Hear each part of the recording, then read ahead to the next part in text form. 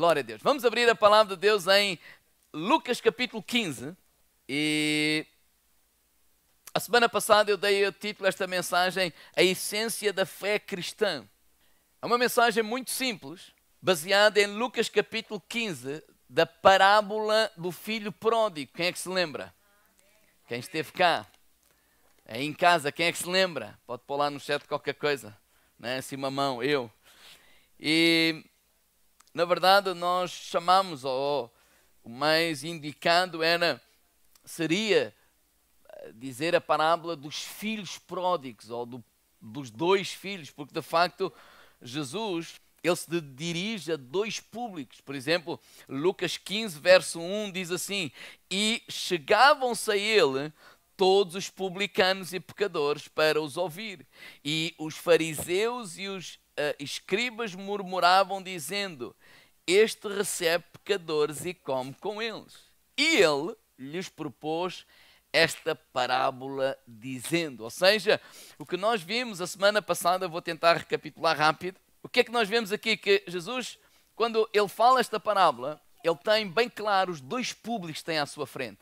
Por um lado, ele tem os pecadores e os publicanos, e por outro lado, ele tem os fariseus, aqueles que obedeciam à lei, aqueles que acreditavam que eram superiores aos outros, ou melhores que os outros, ou que estavam salvos e os outros não. Então, estes são os dois públicos que Jesus tem. Então, Jesus, ao saber isso, ele traz uma parábola para falar para os dois públicos. E ele então usa o filho pródigo, o filho mais novo, para falar a este público, que são os pecadores e os publicanos.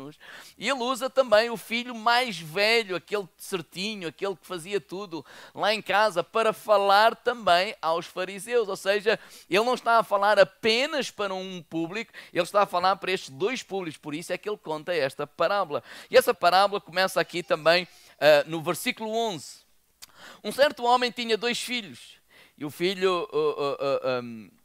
E o mais moço deles disse ao pai: pai, dá-me a parte dos bens que me pertence. E ele repartiu por eles a fazenda. E poucos dias depois, o filho mais novo, ajuntando tudo, partiu para uma terra longínqua e ali desperdiçou os seus bens, vivendo dissolutamente.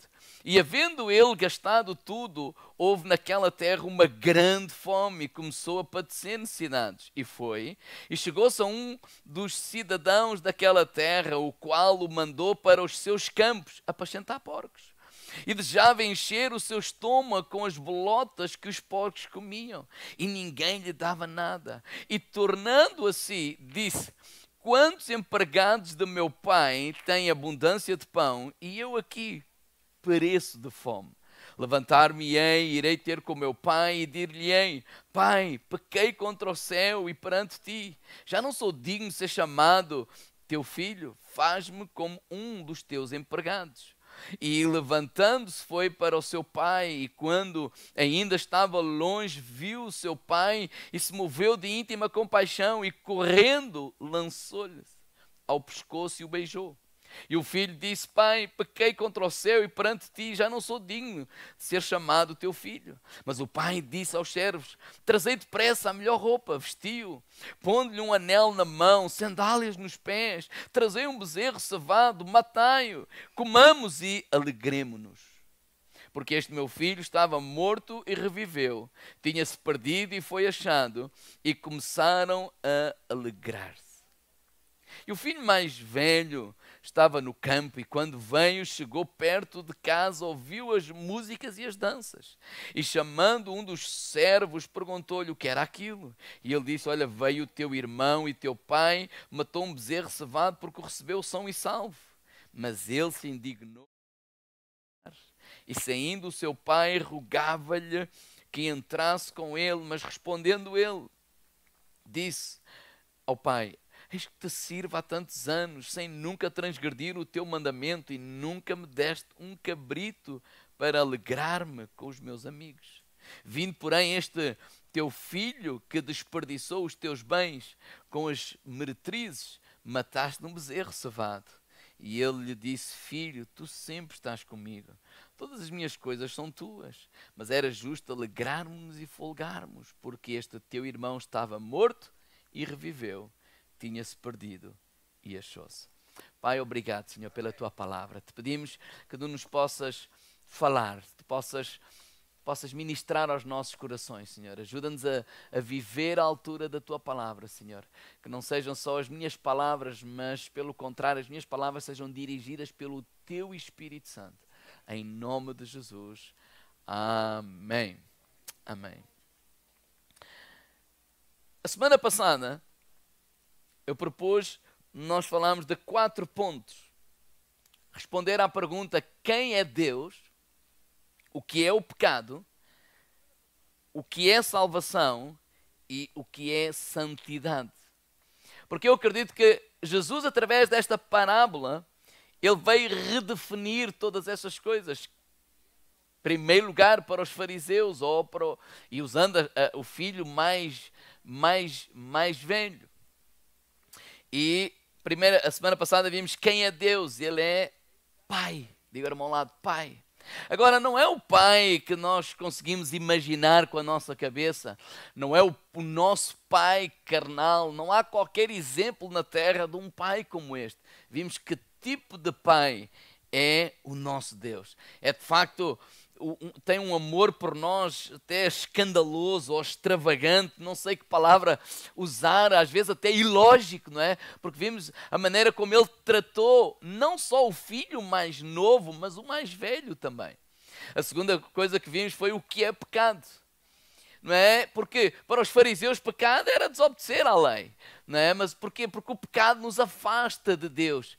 E o que Jesus estava a dizer àqueles 2 grupos, aos fariseus e aos pecadores, é que cada um deles de facto tinha pecado, porque pecado é não amar o Pai acima de todas as coisas. Pecado é nós estarmos longe do coração do Pai. E nós vimos que tanto o filho mais... É fácil perceber que o filho mais novo estava longe do coração do pai, porque ele fez algo exterior que é fácil de nós vermos. Ele foi embora, bateu com a porta, não preciso de ir para nada. Mas chegámos à conclusão que, de facto, percebemos que o filho mais novo, apesar de estar perto fisicamente do pai, mas o seu coração estava da mesma forma longe do pai. Ele estava mais preocupado com as coisas do pai do que com o Pai. E chegamos a esta pergunta: o que é salvação? Porque a verdade é esta: se eles pecaram, se os seus corações estavam longe do Pai, então como é que nós fazemos para nos chegar perto desse Pai? Agora, a primeira coisa que eu vejo através desta história é que salvação é uma ideia do Pai, não é uma ideia nossa. Diga ao irmão ao lado: salvação é uma ideia do Pai. É um movimento do Pai e não nosso. Quem é que corre em direção ao filho mais novo, o abraça e o beija? É o Pai. Quem é que sai da festa quando está lá com o filho mais novo e com toda aquela gente e o filho mais velho não quer entrar, fica fora da festa? Quem é que sai da festa e vai ao encontro do filho mais velho? É o Pai. Salvação é uma ideia do Pai, não é uma ideia nossa. Isto para dizer o seguinte, que quem nos encontrou foi Deus. 1 de João vai falar isso mesmo, que nós o amamos. Porquê? Porque Ele nos amou primeiro. Ele nos ama primeiro e a salvação é uma ideia do Pai. Foi Deus que nos encontrou, foi Deus que nos amou, foi Deus que derramou a sua vida por cada um de nós. E alguém pode dizer assim: pastor, mas o filho mais novo foi ele que foi atrás do pai. E claro que quando nós lemos assim meio à pressa dá-nos essa ideia, mas se nós refletirmos um pouco, nós percebemos que o filho mais novo não foi atrás do pai. O filho mais novo nunca se preocupou com o coração do pai. O filho mais novo foi atrás do quê? De comida. Porque ele vai embora, gasta o dinheiro todo, vê-se na situação de desejar comer a comida dos porcos. Nem era o porco, era comer as bolotas que os porcos comiam. E é aí que ele cai em si. E é muito claro, a Bíblia diz assim: quantos trabalhadores do meu pai não têm comida com abundância e eu aqui cheio de fome? Então ele está a pensar no quê? No estômago. Quem está a falar não é o coração dele, é o estômago dele. Ele está cheio de fome e ele lembra-se: mas o meu pai, aos trabalhadores não falta nada. Então o que é que ele pensa? Eu vou voltar para o meu pai e vou-lhe pedir que pelo menos, ou seja, nem lhe passa pela cabeça ele se tornar filho dele. Aquilo que aconteceu não passava para a cabeça deste jovem nem em sonhos. Ele só tinha este plano: eu vou pedir ao meu pai, olha, emprega-me aí na tua casa, faz-me um dos teus trabalhadores. É só isso que eu quero. Porquê? Porque ele estava cheio de fome. Lucas 15:17 diz isso. Tornando em si, disse: quantos empregados do meu pai têm abundância de pão e eu aqui preço de fome? Então o que o levou para a casa do pai foi a fome. Às vezes o que traz as pessoas à igreja não é amor pelo pai, mas não tem problema nenhum. Às vezes é fome, às vezes é um problema no casamento, às vezes é um problema na empresa, às vezes é uma doença, uma enfermidade, não sei, não é importante. A razão por que tu vieste até aqui não é importante. Agora, a razão por que Deus te atraiu até aqui é porque Ele te ama, é porque Ele quer ter um relacionamento contigo. Deus te ama muito, porque Ele é um pai como este pai. Jesus está a dar este exemplo, dizer assim: olha, é assim que Deus nos ama, essa é a forma que Deus nos ama. Então não importa como é que nós fomos atraídos, ou qual a razão, porque às vezes aquela pessoa veio aqui, mas ele não ama a Deus, ele ama o estômago, claro, mas ele precisa de quê? Saber que ele pode ter vindo por causa de um problema, mas Deus o atraiu aqui por causa do seu grande amor para conosco. Deus te ama muito, muito, muito. Salvação é a ideia de Deus. A diferença entre nós e uma pessoa do mundo é Deus, é Jesus Cristo em nós. Ou seja, nós não temos que nos vangloriar, nós não temos que nos envaidecer, nós não temos que nos achar superiores, pelo contrário. Nós temos que amar as outras pessoas que estão aí fora. Amar esses perdidos, porque o perdido para Jesus é alguém que tem valor. É alguém que tem valor, é alguém que tem valor. Agora, salvação, o que é necessário para nós abraçarmos essa salvação que o Pai nos ofereceu? Diga, irmão, ao lado, arrependimento. A palavra grega é essa metanoia, uma mudança de mentalidade. Arrependimento é essa metanoia: eu estou aí nesta direção e há um arrependimento, há uma mudança dentro de mim e eu dou 180 graus e eu passo a caminhar na direção oposta. Para nós abraçarmos essa salvação que o Pai nos oferece, se há coisas que nós temos que fazer é nos arrependermos. E quando Jesus está a falar para estes dois grupos, Ele quer falar para nós.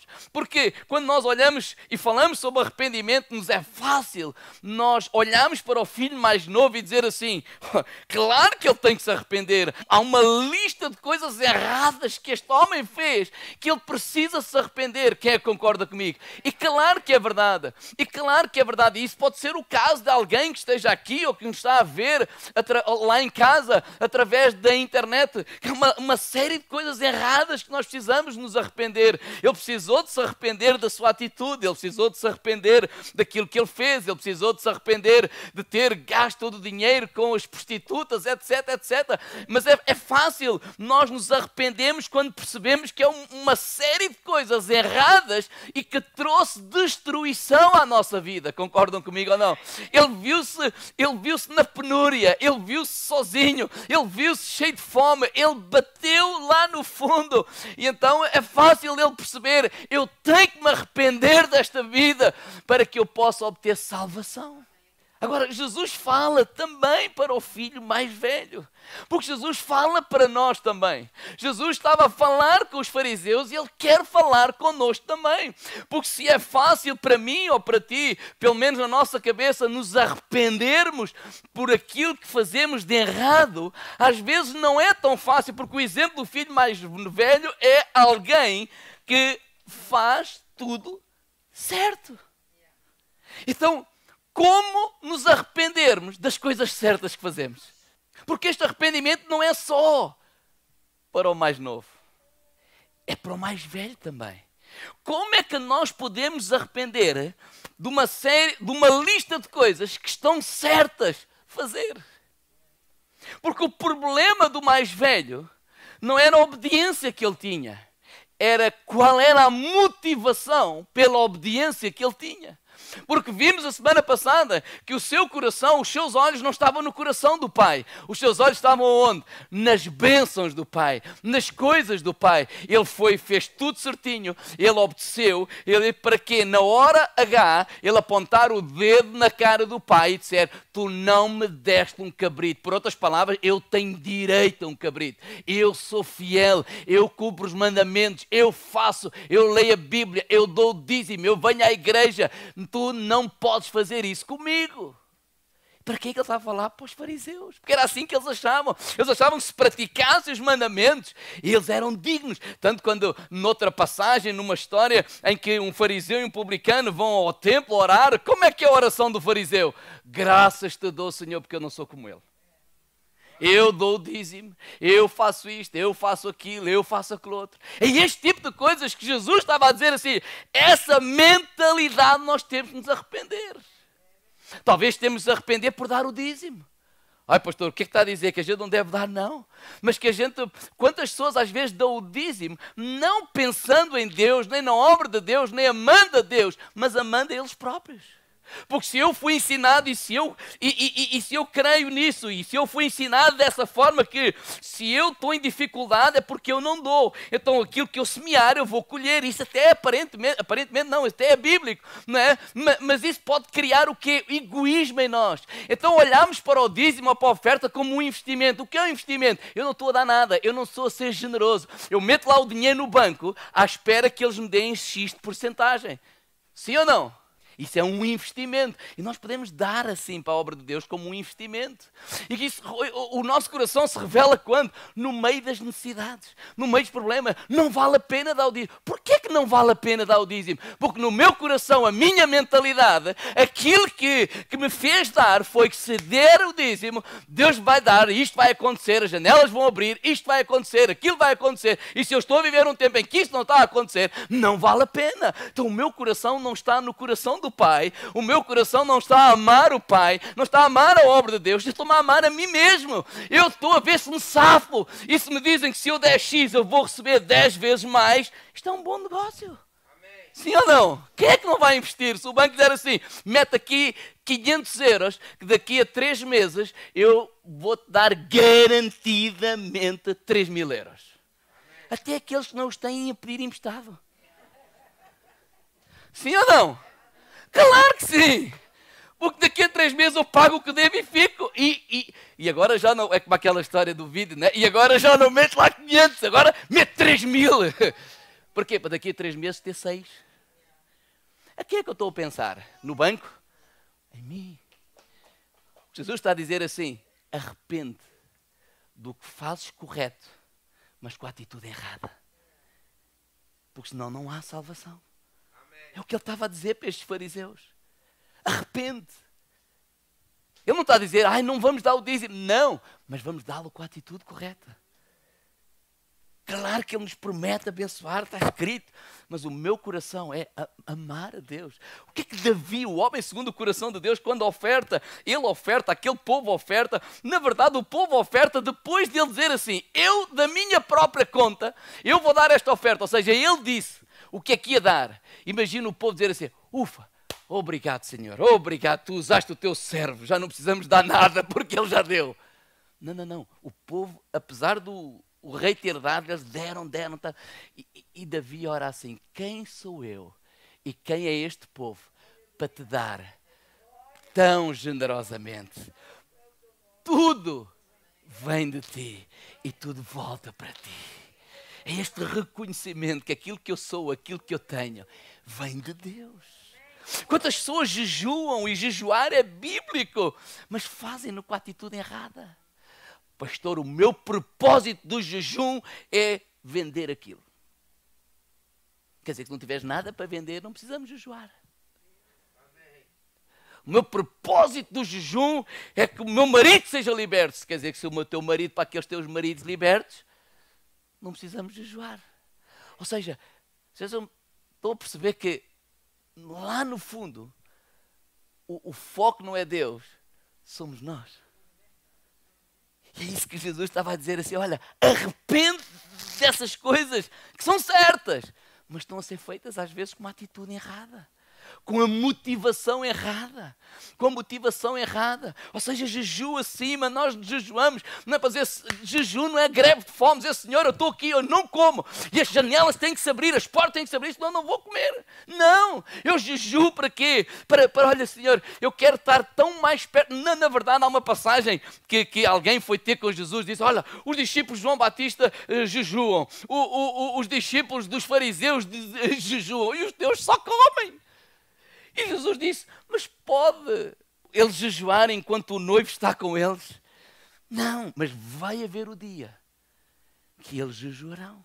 Vai haver o dia que o noivo já não está com eles. Vai haver o dia que vai haver alturas na nossa vida. E nosso propósito é, Senhor, olha, eu quero tirar este tempo. Eu quero me aproximar mais de Ti. Eu quero chegar mais a Ti. Eu quero Te conhecer mais. Eu tenho saudades mais de Ti. Às vezes estamos tão a correr e nós percebemos isso no nosso dia a dia. A nossa vida é feita a correr, não é? Por isso é que toda a gente anda sempre com stress e com stress e com stress. Porquê? Porque a gente está aqui, já devia estar ali. E está aqui, mas tem mil e uma coisas para fazer. O fim de semana, vocês sabem, passa a correr, não é? E tem isto para fazer, e a casa para arrumar, e a roupa para lavar, e não sei o quê. Sei que mais, e então anda sempre a correr. Às vezes, até em relação a Deus, o nosso tempo com Deus pode ser assim também a correr. E às vezes precisamos de quê? De parar.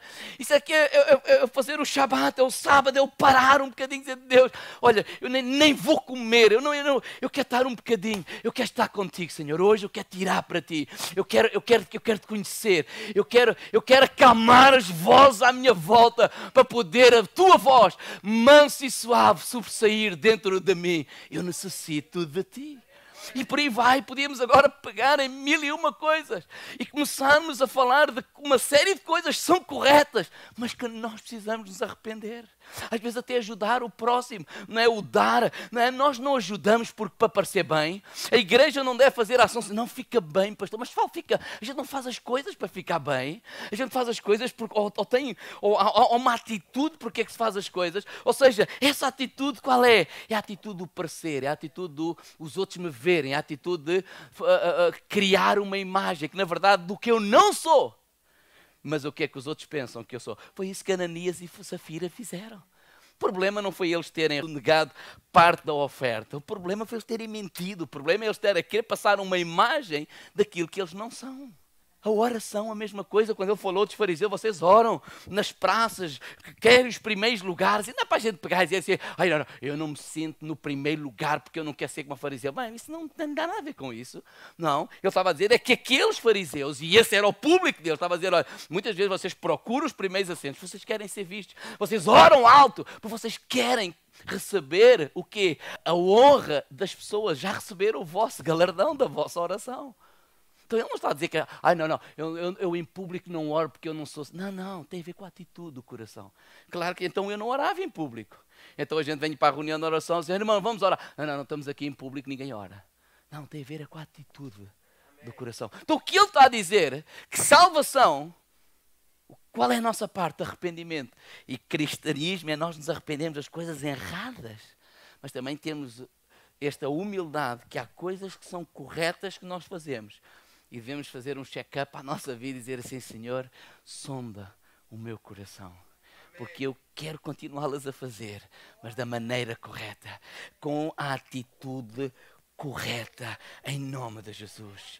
Em nome de Jesus. E por último, o que é santidade? Diante de tudo isto, diante desta passagem, diante de tudo isso, o que é santidade? Imaginem este filho mais novo. Imaginem quando ele está lá nos porcos. Ele está completamente destruído. Sim ou não? A sua alma, a sua identidade, os seus sonhos de vida, ele está de rastos.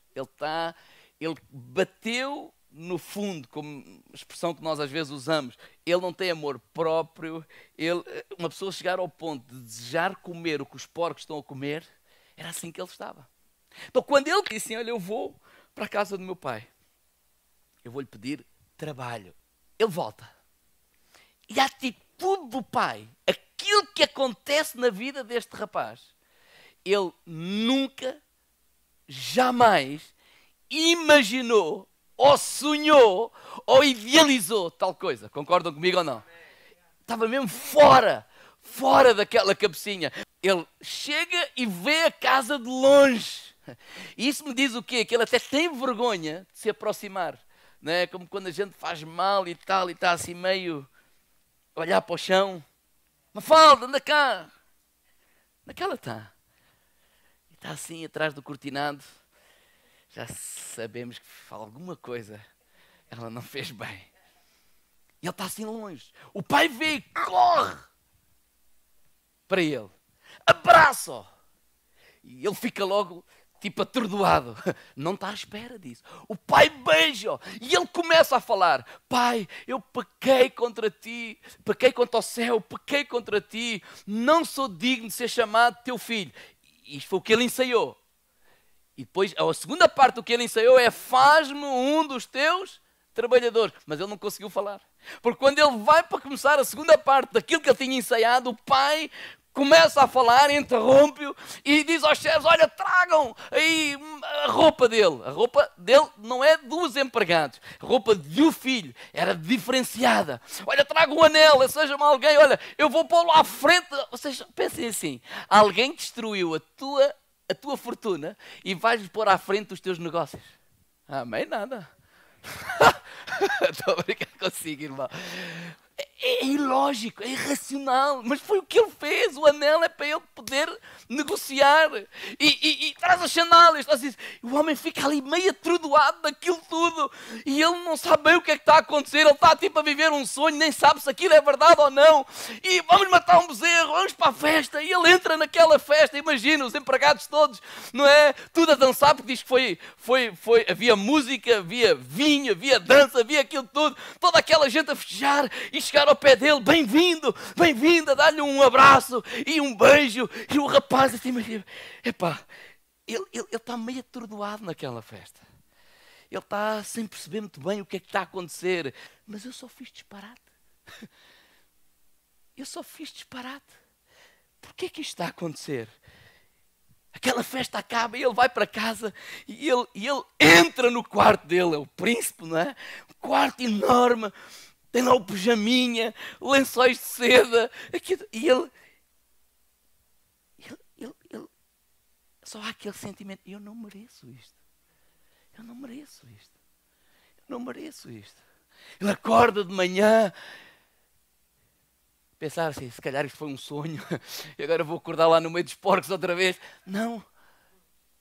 E ele está lá e sai do quarto e o pai diz: olha, a mesa já está para ele. O pai até o leva até à mesa e ele está lá: mãe, fiambre, queijo, iogurte, bacon, ovos, sumo, café, salsicha, feijão. Isso é um feijão não, um pequeno almoço como deve ser. Pequeno almoço de um rei. O pai é dono daquilo tudo. E ele está assim, tal. O pai: bom dia, dá-lhe mais um beijo. Olha, que bom nós podermos ter-te de volta de novo. Estou tão feliz, tão contente. E ele está meio e tal. E o pai começa a falar dos sonhos que tem. Ele está a olhar para aquilo tudo. E lá no meio da conversa o pai, sei lá, diz assim: olha filho, eu gostava de fazer um pedido. Posso? E aquele homem, antes de responder, ele olha para a mesa. Ele pensa na festa. Pensa no pijama. No quarto. Em toda aquela festa. E ele diz: claro, papá. Tudo o que o Senhor quiser. Tudo o que o Senhor quiser. Ou seja, santidade não é para conquistar o amor do Pai. Era isso que aqueles fariseus não compreendiam. E Jesus estava a redefinir o que é santidade. Eles obedeciam às leis para que Deus se agradasse deles. Esta era a mentalidade deles. E o que nós estamos aqui a ver é que santidade não é para que Deus nos ame. Aquilo que Deus nos pede não é para que Ele nos ame, porque Ele já nos amou. O Pai, dizendo no meio desta conversa: olha, posso-te fazer um pedido? Ele não está a cobrar nada. Ele já lhe deu tudo. E está ali para continuar a dar. Ele já provou que o ama. Eles já viveram o suficiente para ele ter percebido que quando quis fazer disparate e seguir a sua vida, o Pai o amou e deixou ir. Ele já percebeu o suficiente, quando ele voltou, o Pai o amou sem exigir nada. Então, santidade é viver em gratidão ao Pai por tudo o que Ele fez por nós. Santidade é a resposta natural de um coração que estava nesta festa. Santidade é este coração de agradecimento para com Deus. Não é o pode, não pode. Não, irmãos, só peca ou quem não sabe da festa ou quem se esqueceu da festa. Por isso é que Jesus disse assim, olha, nos manda tomar a ceia. E a ceia a gente toma uma vez por mês, mas a ideia era tomar todas as vezes que a gente se encontra. Para quê? Para nos lembrarmos da festa. Para nos lembrarmos que Ele foi o próprio Cordeiro que morreu na cruz do Calvário por cada um de nós. E esse é o desafio para nós, crentes há mais tempo. Não nos esqueçamos da festa, porque houve uma festa e alguém morreu por cada um de nós. Ele nos amou naquela cruz. Então, santidade o que é? É viver esse agradecimento a Deus. Não é para atraí-lo, não é para que Ele goste mais de mim, não é para que Ele faça-me isto ou faça aquilo. O que é que era preciso fazer para este rapazinho? Quando eu olho para esta parábola, eu penso, o que é que era preciso o Pai fazer? Nada. O Pai fez tudo. Qual era o motivo da festa daquele homem? Era o bezerro, era o vinho, era as danças. Não, era um relacionamento restaurado. O que é que Deus quer de nós? Deus quer ter um relacionamento contigo. Deus quer o teu coração. Deus quer passar tempo contigo. Deus quer falar contigo. Deus quer ouvir a tua voz. É isso que Deus quer. É isso que Deus quer e que Deus procura de cada um de nós. É nós olharmos à volta e dizer, não, eu não mereço. Como aqueles, eu não mereço. Já repararam que a atitude do filho mais velho é diferente? Não, eu mereço porque. Não. Está ao contrário. Não, eu não mereço. Eu não mereço a esposa, eu não mereço os filhos, eu não mereço a igreja. Isso é de grato. E essa gratidão nos leva a nos doar. Essa gratidão nos leva a servir. Não é, ouça, esta mentalidade diabólica, uma mão lava a outra, isso é o mundo. Não. A gratidão nos leva, não, eu não posso dizer que não. Esta gente, como ela é para mim, eu não posso dizer que não. Eu não consigo dizer em consciência que não. Por quê? Por causa do muito amor com que sou amado. É isso que Jesus está a dizer, a redefinir santidade. Santidade é nós vivermos diariamente com uma profunda gratidão por tudo o que Ele fez por nós. E eu quero terminar dizendo isto. Quem é que pagou a conta para o filho mais novo voltar? Aquilo foi de borla para ele, mas alguém teve que pagar. É, não é? Aquelas roupas alguém teve que pagar, aquele anel alguém teve que pagar, aquelas sandálias alguém teve que pagar. Concordam comigo ou não? E a gente até critica um bocado o filho mais velho, mas ele está irado porquê? Porque foi ele que teve que pagar. Foi ele que teve que pagar a festa. Porque se o pai repartiu a herança pelos dois, o mais velho leva 2/3, o mais novo leva 1/3. Tudo o que lá estava era de quem? Não, era do mais velho. Que ele recebeu a herança também. Ele pagou a conta. Por isso é que ele está zangado. Tipo, o vinho que estão lá a beber sou eu que pago. A festa sou eu que estou a bancar. Mas sabe o que é que Jesus está a dizer com isso? Jesus está a falar para os fariseus. Vocês são os filhos mais velhos. Vocês estão a ver aquele grupo ali? Qual era o grupo que ele estava a falar? Os publicanos e os pecadores. O Pai ama-os muito, esta gente.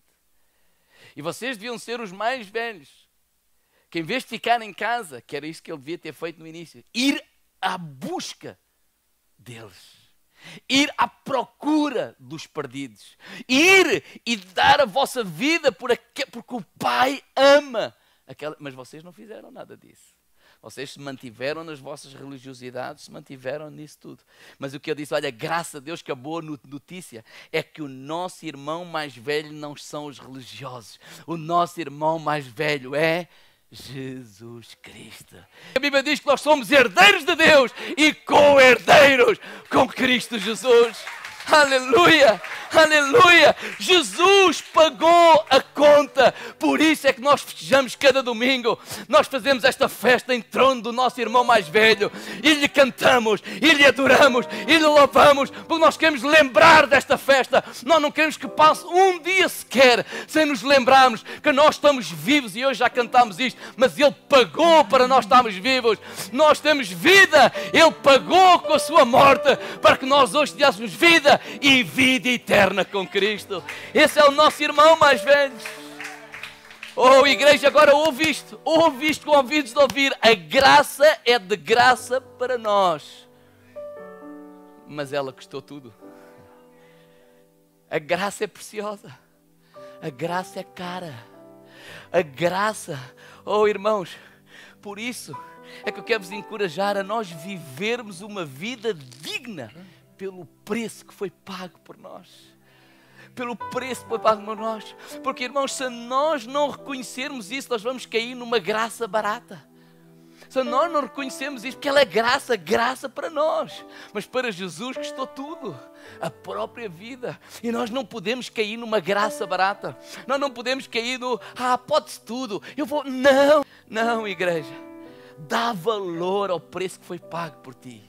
Dá valor ao sangue de Jesus Cristo vertido naquela cruz por cada um de nós. Oh, igreja, vive uma vida de submissão ao Pai a partir de agora. Que a submissão às leis de Deus. Por quê? Porque há um preço altíssimo, caríssimo, que foi pago para ter cada um de vocês, cada um de nós, de volta para o Pai. Jesus pagou com a sua própria vida. E sabes o que é que eu quero te encorajar? Não tenhamos amnésia. Possamos viver, nunca se esquecendo um dia sequer da grande festa. Nunca se esquecer um dia do sangue de Jesus. Nunca se esquecer um dia daquilo que Cristo fez por nós na cruz do Calvário. Nunca. Não é para eu pagar, é um coração agradecido por tudo o que eu recebi. Nós nunca vamos pagar nada, mas é um coração agradecido por tudo o que nós temos recebido. Não te queixes, não critiques, não murmures. Minha esposa preparou algum documentário que ela tinha lido e me preparou. Pronto, disse, olha Mário, devias de ler isto, que era muito interessante. Isto era comentário de um pastor na China. Só que o mais interessante e aquilo que mais me tocou é que não é 1920. Não, foi 2020. O ano passado. Eles não cultuam, não podem como nós. Então aquele pastor foi apanhado e foi condenado e foi preso. E da prisão está a pastorear os irmãos. Mandando cartas. Mandando isto, fazendo aquilo, orando por eles. A mulher está em casa. Os 3 ou 4 filhos estão em casa. E quando estava a ler aquilo, de repente as lágrimas vêm-me aos olhos dizer, realmente nós queixamos, eu devia ter vergonha às vezes do que me queixo.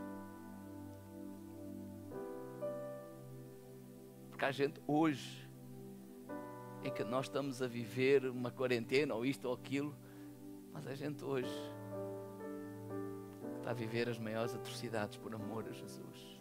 E não negam a Jesus. Ainda foi um domingo destes, a brincar, e a Leila disse-me uma coisa e tem razão.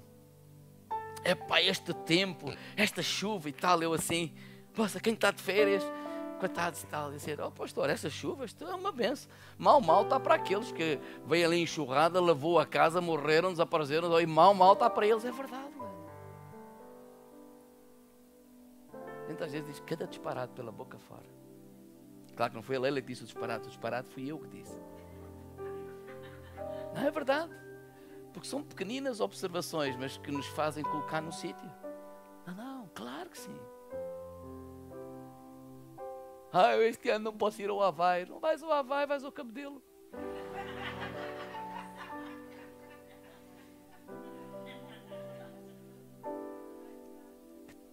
Que tipo de cristãos somos nós?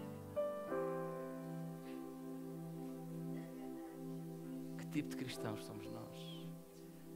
Irmãos, a gente sorri às vezes para não nos chorar da nossa tristeza. E quando eu digo isto, é da nossa pobreza às vezes espiritualmente falando. O que nós estamos aqui a viver hoje é uma riqueza. E perdoem-me a frase que eu disse: se alguém está aqui, está com necessidades e não tem para comer. Porque pode haver isso também. E se isso por acaso for acontecer, venha falar connosco, porque nós queremos ajudar. Mas estou a falar de um modo geral. Santidade é o viver tão grato, tão grato, tão grato, tão grato, que eu vou dizer sim, Senhor. Porquê que é o sim, Senhor? Alguém duvida que Deus Pai nos ama mais do que qualquer pessoa no universo? Olhe para esta história. Então quando ele diz aos dois jovens: olha, não façam sexo antes do casamento. Está-nos a privar de uma coisa boa. Não, isso é estupidez nossa. Isso é o diabo a falar na nossa cabeça. Porque se Deus fosse esse Pai, Ele não nos dava tudo. Não, Ele está-nos a dizer assim: não, vocês vão experimentar algo melhor ainda. Quando Ele está a dizer assim: olha, não mintas. Ele não está-nos a levar para um caminho difícil. Ele está a dizer assim: não, este é o melhor caminho que tu podes trilhar para a tua vida. Aparentemente, aqui ou agora, parece que a mentira, ou a meia-verdade, digo ao irmão ao lado que é uma mentira, pode parecer melhor. Mas isso vai destruir, isso vai te levar por um caminho de destruição. Irmão, não duvidemos que não há ninguém que nos ame mais que o nosso papá. Ele já provou isso.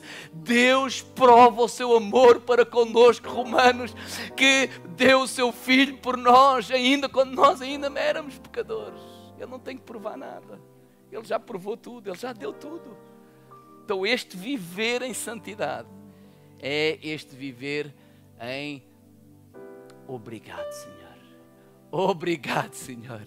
Obrigado, Senhor. Não deixes que o diabo te engane. Porque não há nada que Ele te queira levar a fazer que te leve por um caminho que seja melhor do que o nosso papá. Amém? Vamos ficar de pé.